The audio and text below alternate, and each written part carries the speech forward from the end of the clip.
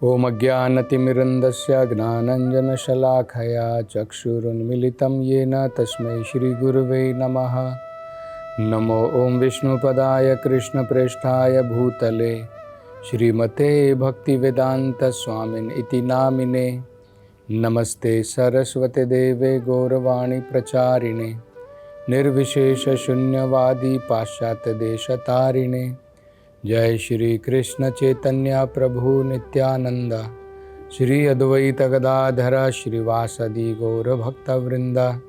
हरे कृष्णा कृष्ण कृष्ण हरे हरे, हरे राम राम राम हरे हरे। हरे कृष्णा। तो महाराज पृथु ने, हमने पिछली कथा में चर्चा की थी, ये प्रश्न पूछा था कि इस भौतिक संसार में जो लोग भोग विलास में डूबे हुए हैं, जो इस भौतिक संसार में माया के द्वारा भ्रमित हैं, क्या उन लोगों का कभी कुशल मंगल हो सकता है? तो इसका जवाब तो वो आगे देंगे जब महाराज पृथु अपने सारे प्रश्न पूछ लेंगे, उसके बाद में वो उसका जवाब जरूर देंगे। भगवत गीता में इसके बारे में बड़ी सुंदर चर्चा की गई है। भगवत गीता में बताया है, हम भौतिक संसार में अपने कर्म के द्वारा, स्वकर्म भी ही अपने कर्म के द्वारा अनेकों प्रकार की माया के द्वारा भ्रमित होते हैं और अनेकों प्रकार के कष्ट भोगते हैं। अलग अलग प्रकार के शरीरों की भी प्राप्ति होती है अपने अपने कर्म के द्वारा। तो अगर हमने पाप कर्म किए हैं तो उसके अनेकों प्रकार के कष्टों को हमें भोगना पड़ता है। तो पूछ रहे हैं उसका निवारण क्या है? क्या इस प्रकार के जीवों का कभी कुशल मंगल हो सकता है? तो भगवत गीता में बताया है कि जिस प्रकार से जब हम कार्य करते हैं इंद्रिय भोग के लिए, इंद्रिय तृप्ति के लिए, तो उसका फल क्या मिलेगा हमें? इस संसार में बंधन मिलेगा और अनेकों प्रकार के कष्ट भोगने पड़ेंगे। अगर हम इन कार्यों को बदल दें, इन कार्यों को करने की पद्धति को बदल दें, तो इसका फल जो है बिल्कुल अलग हो सकता है। वेदों में एक बड़ा सुंदर उदाहरण दिया है इसको समझाने के लिए। उसमें बताया है कि कई बार क्या होता है, अगर आप बहुत ज़्यादा दूध का भोग कर लेते हैं, दूध पी लेते हैं, या फिर आप दूध की बनी हुई कुछ चीज़ें जैसे मावा होता है, खोया होता है, मान लो आप ज़्यादा खा लेते हैं, तो उससे क्या होगा? आपका पेट खराब हो जाता है। आप दूध की बहुत ज़्यादा वस्तु अगर ग्रहण कर लेंगे, आपको दस्त लग जाएंगे, डिसेंट्री हो जाएगी। आप फिर डॉक्टर के पास में जाएंगे। तो अगर आप आयुर्वेद डॉक्टर के पास में जाएंगे तो डॉक्टर आपको क्या सलाह देगा? आपको दवाई तो देगा, दवाई के साथ साथ में आपसे कहेगा आप दही खाओ, कर्ड्स। तो आप सोचेंगे, विचार करेंगे और आप डॉक्टर से कहेंगे, डॉक्टर अरे दूध के प्रोडक्ट को खाने से ही तो मेरे को प्रॉब्लम हुई है। मैंने पेड़े खाए थे, मैंने दूध के बने हुए पनीर खाए, बहुत ज़्यादा दूध के ही प्रोडक्ट खाने से मेरे को पेट के अंदर में मेरी गड़बड़ हो गई है और प्रॉब्लम आ गई है। आप दोबारा मुझे एक दूध का ही प्रोडक्ट दे रहे हैं, दूध से बनी हुई दही आप कह रहे हैं कि आप उसका सेवन करो। लेकिन देखिए, दूध जो है वही दूध जब दही के रूप में बदल जाती है, एक रूप में आपको उसने दूध ने जो है प्रॉब्लम दी, वही दूध जब दही के रूप में बदल जाता है आपकी प्रॉब्लम सॉल्व हो जाती है। तो ये उदाहरण क्यों दिया है? हमें समझाने के लिए, जब कर्मों को हम एक प्रकार से करते हैं भोग विलास के लिए, इंद्रिय तृप्ति के लिए, मौज मस्ती के लिए संसार में, तो कष्टों की प्राप्ति होगी। इन्हीं कर्मों को हम थोड़ा बदल दें, भोग विलास की जगह में भगवान की संतुष्टि के लिए करें। कर्म तो करने ही है, या तो इंद्रिय भोग के लिए काम कर सकते हैं या फिर भगवान की संतुष्टि के लिए काम कर सकते हैं। जब हम भगवान की संतुष्टि के लिए काम करेंगे, जैसे दूध को अगर आप दही में बदल देंगे, वही दूध का ही प्रोडक्ट है, तो आपकी प्रॉब्लम सॉल्व हो जाएगी।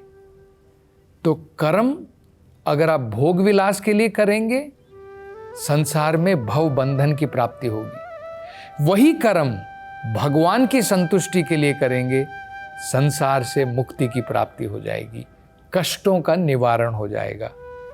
तो उत्तर तो यही है जो 4 कुमार बाद में बताएंगे कि अपने कर्मों के द्वारा हम संसार में कष्ट भोगते हैं। इन्हीं कर्मों को अगर हम भक्ति में बदल दें, जो कर्म भगवान की संतुष्टि के लिए किए जाते हैं उसे भगवान की भक्ति कहते हैं, तो हमारा कुशल मंगल प्रारंभ हो जाता है। यही तो पृथु महाराज ने पूछा कि हमारे जैसे जीवों का कुशल मंगल कभी हो सकता है क्या? हो सकता है, क्यों नहीं हो सकता है? अगर हम अपने कर्मों को थोड़ी सी उसकी दिशा मोड़ दें। अभी हम सारे कर्म किस लिए कर रहे हैं? अपने भोग विलास के लिए, इंद्रिय भोग के लिए कर रहे हैं। इसको बदल करके अपने कर्म भगवान की संतुष्टि के लिए करो, सभी प्रकार के कष्टों का निवारण हो जाएगा। ये जो है हमारा जीवन जो है कुशलता से भर जाएगा, मंगल हो जाएगा हमारा जीवन। आगे अब ये कहते हैं पृथु महाराज इन 4 कुमारों से कि हे 4 कुमारों, आपके कुशल मंगल की तो बात बनती ही नहीं है, क्योंकि आप तो हमेशा आध्यात्मिक आनंद में डूबे हुए हैं, और जो व्यक्ति आध्यात्मिक आनंद में डूबे हैं उनके लिए शुभ और अशुभ कुछ नहीं होता है। ये शुभ और अशुभ जो होता है ये केवल हमारे मन का धर्म है, मनोधर्मा। मतलब हमारे मन का एक प्रकार से हमने मन में मान लिया है ये शुभ है ये अशुभ है। असल में कुछ भी शुभ अशुभ भौतिक संसार में नहीं है, सब कुछ भौतिक संसार में केवल अशुभ होता है। जब हम भगवान की भक्ति में लग जाएंगे तब हमारा जीवन शुभ हो जाता है। बाकी चीज़ों में लगे रहेंगे तो अशुभ ही तो है। क्यों अशुभ है? क्योंकि उसका फल क्या है? देखिए, जो भी हम कार्य करेंगे भगवान की भक्ति को छोड़ करके, उसका फल क्या मिलेगा? उसका फल है भव बंधन। भौतिक संसार में दोबारा जन्म मृत्यु में आना ही पड़ेगा। तो क्या वो शुभ है? दोबारा जेल में आना पड़ेगा, जन्म मृत्यु जरा व्याधि, जन्म लेना, बाद में मरना, और उसके बीच में बीमारी और बुढ़ापा, क्या ये अत्यंत शुभ है? जब हम भक्ति के मार्ग पर चलेंगे, अपने सारे कर्म भगवान की संतुष्टि के लिए करेंगे, हमारा जीवन शुभ क्यों हो जाता है? क्योंकि मुक्ति का द्वार खुल जाता है। उसके बाद में हमें इस भव बंधन में नहीं फंसना पड़ेगा। इसलिए हमारी कुशलता, हमारा कुशल मंगल जीवन तभी प्रारंभ हो जाता है। चैतन्य चरितामृत में बताया गया है इस संसार के अंदर में द्वैता, भद्रा अभद्रा, यही सब मनोधर्मा। ये जो 2 चीजें हैं संसार के अंदर में, क्या क्या है? भद्रा ये अच्छा है, अभद्रा ये अच्छा नहीं है, ये शुभ है ये अशुभ है।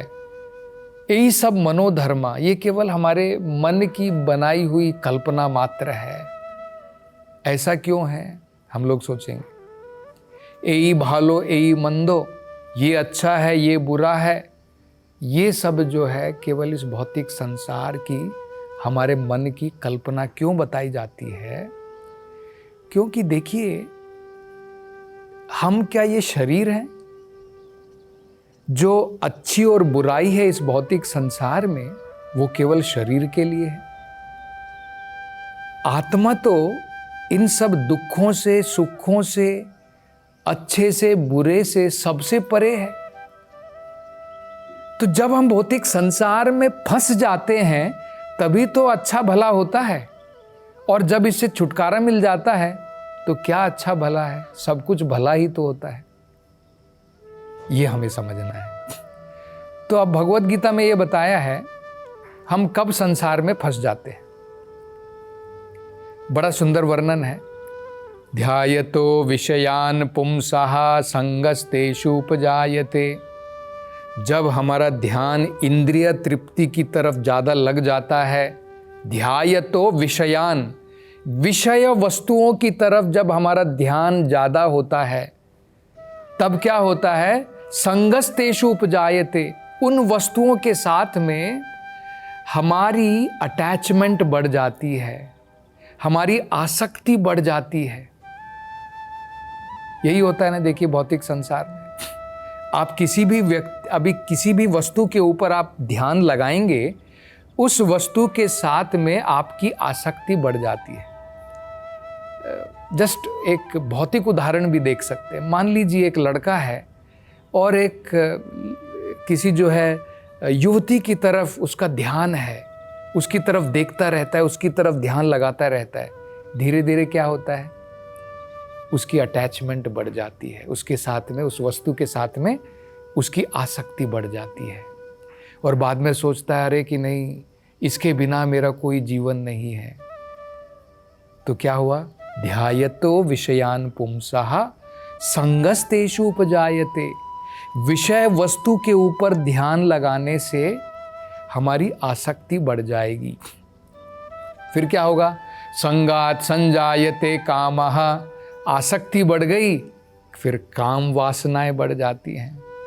आप अनेकों प्रकार की उस वस्तु के द्वारा अपनी इच्छा पूरी करना चाहते हैं, काम वासना बढ़ गई। संगात संजायते कामः। और जब काम वासना बढ़ गई, आप काम वासना पूरी करने की कोशिश करेंगे, लेकिन भौतिक संसार क्या है? फ्रस्ट्रेशन। आपकी काम वासना, आपकी इच्छाएं पूरी नहीं होंगी। जब इच्छा पूरी नहीं होगी तो क्या होगा? क्रोध आएगा। संगात संजायते कामः, कामः क्रोधो भी जायते। जब काम वासनाएं पूरी नहीं आई, क्रोध आ गया। क्रोध के बाद में क्या होता है? क्रोधात भवति सम्मोहः। आपने देखा होगा जब आपको क्रोध आ जाता है, क्या अच्छा है क्या बुरा है सब चला जाता है, आपकी विवेक शक्ति चली जाती है, आप एक सम्मोह में फंस जाते हैं, एक मोह के अंदर में बंध जाते हैं। क्रोधात भवति सम्मोहः, सम्मोहात स्मृति विभ्रमः। और आप सब भूल जाते हैं। क्रोध में आपने देखा होगा सारी रिलेशन भूल जाते हैं। आप क्रोधित हो गए, ये नहीं देखते कि ये मेरे पिताजी है, ये मेरी माँ है। क्रोध के वश में आकर के सब भूल गए, आपकी क्या रिलेशन है, आप कौन है, क्या है, सब भूल करके आप उल्टा सीधा कार्य कर देते हैं। तो क्रोधात भवति सम्मोहः, सम्मोह स्मृति विभ्रमः। आपकी स्मृति चली गई। स्मृति भ्रंशात बुद्धि नाशो। और जब आपकी स्मृति चली गई, आपकी बुद्धि नष्ट हो जाती है। वही हो गया ना, विवेक शक्ति खत्म, क्या करना है क्या नहीं करना है। कई बार हम लोग जाकर के अपने ही आदमी को जाकर के क्रोध में, आपने देखा होगा, अपने ही माँ बाप को कोई मर्डर कर देता है, अपनी ही पत्नी को मार देता है, अपने बच्चों को मार देता है। बुद्धि भ्रष्ट हो जाती है, स्मृति चली गई, बुद्धि भ्रष्ट हो गई। बुद्धि नाशात प्रणश्यति। और बुद्धि का विनाश हो गया तो संसार में हम फंस गए। तो इस प्रकार से हमारी बुद्धि भ्रष्ट होने के बाद में हम संसार में फंस जाते हैं और इसके कारण ही ये अच्छा है, ये बुरा है, तभी तो हम लोग कहते हैं। अगर हम संसार के बंधनों से छुटकारा प्राप्त कर लेंगे तो कहाँ से भला आत्मा के लिए ये अच्छा ये भला तो कुछ भी नहीं है संसार में। आत्मा तो संसार से परे है, ये अच्छा बुरा तो संसार के लिए है, शरीर के लिए है। तो जब आप शरीर से परे हो जाएंगे तो भला बुरा क्या रहेगा। केवल भगवान की भक्ति में हम लोग जब लग जाएंगे तो सब कुछ केवल भला रहेगा। आगे ये कहते हैं पृथु महाराज, हे चार कुमारों, मुझे पूर्ण प्रकार से ये भरोसा है कि आप जैसे संत महात्मा इस भौतिक संसार में जो व्यक्ति तपस्वी की भांति अनेकों प्रकार के कष्ट भोग रहे हैं, उन जैसे लोगों के लिए आप एकमात्र मित्र हैं, उनके बंधु हैं, और उनकी भलाई के लिए कृपा करके आप बताइए उनको क्या करना चाहिए, क्योंकि आप ही उनकी एकमात्र भलाई के बारे में सोचते हैं। तो ये भी बड़ा महत्वपूर्ण है प्रसंग। यहाँ पर वो कह रहे हैं इस भौतिक संसार के अंदर में लोग जो हैं अनेकों प्रकार के कष्टों में जल रहे हैं। जैसे आपने देखा होगा ना, इन लोगों को भी तपस्वी कहा जाता है। कई बार भागवतम में मजाक में इनको भी तपस्वी कहा जाता है, क्योंकि तपस्वी भी वही करता है। तपस्वी शरीर को अनेकों प्रकार के कष्ट जो है वो लेता है, शरीर के ऊपर तपस्या करता है। क्यों? उसका गोल अलग है, उसका लक्ष्य अलग है, वो भगवान की प्राप्ति के लिए करता है। लेकिन ये लोग भी अनेकों प्रकार की तपस्या करते हैं, कष्ट भोग रहे, कष्ट में जल रहे हैं, उसकी अग्नि में चारों तरफ से झुलस रहे हैं। लेकिन किस लिए? केवल कुछ क्षणों की खुशी की, प्रसन्नता की प्राप्ति मात्र के लिए। ये भोग जो ज़्यादा दिन नहीं रहेगा, उसके पीछे इतने प्रकार के कष्ट लोग भोगते हैं। तो पूछ रहे हैं पृथु महाराज कि इनका कुशल जो है कैसे हो सकता है, कृपा करके बताइए। इस प्रकार के लोग जो है अपने कष्टों से बाहर कैसे आ सकते हैं? तो उसका उत्तर भी हम देखते हैं, वेदों के अंदर में बताया है। जब हम भगवान की भक्ति प्रारंभ करते हैं और खासकर जब हम भगवान के नाम का जप करेंगे तो हमारे सारे कष्ट दूर हो जाते हैं। तो इसके बारे में और हम चर्चा अगली कथा में करेंगे। हरे कृष्णा।